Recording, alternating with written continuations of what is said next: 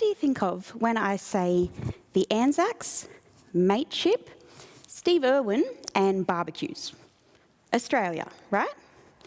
That's because these are very stereotypically Australian symbols, and they convey a specific meaning about what it is to be Australian. Common symbols like these help to shape a culture, and are also tied to identity for members of that culture. My research looks at how such symbols are passed down in emigrant communities. To do this, I'm looking at how the Finnish populations of the US, Canada and Australia have developed a culture based on symbols of what it means to be Finnish. I'm also examining where these symbols came from. Now, some of you may already have a perception of Finnishness. Commonly, people view Finns as heavy drinkers and introverts. But for Finnish emigrant communities, our culture is based on things like a connection to nature, the ritual of the sauna, and the concept of sisu, or inner strength. I've found that these symbols can be traced back to the Kalevala, a book of folk poems from 1849 that tells of mythical Finnish gods fighting a country to the north. The Kalevala played a key role in Finland's independence and has been adopted by Finnish emigrants as a kind of sacred text.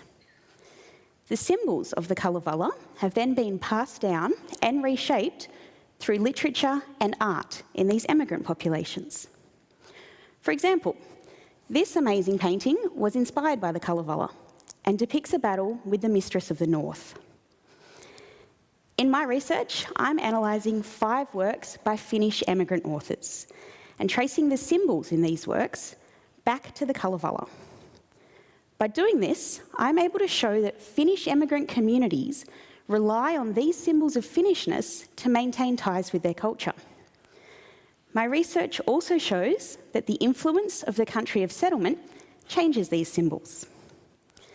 In a multicultural society, understanding how emigrant communities pass symbols through the generations is important.